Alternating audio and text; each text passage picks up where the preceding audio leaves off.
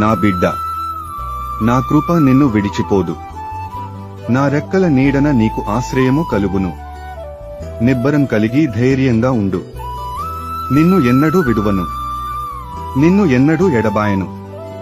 నిన్ను ముదిమి వచ్చేవరకు ముద్దాడువాడను నేనే.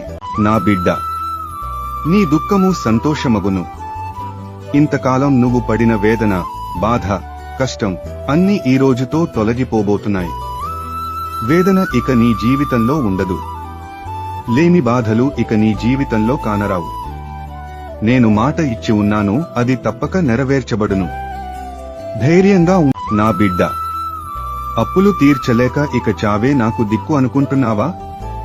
నువ్వు చనిపోవాల్సిన అవసరం లేదు. నేనొక నూతన క్రియ చేయబోతున్నాను. అది ఇప్పుడే మొదలవును. నువ్వు పడ్డ కష్టం, బాధ, ఇరుకు, ఇబ్బంది, వేదన అన్నిటినీ నేను కొట్టివేయబోతున్నాను. ధైర్యంగా ఉండు.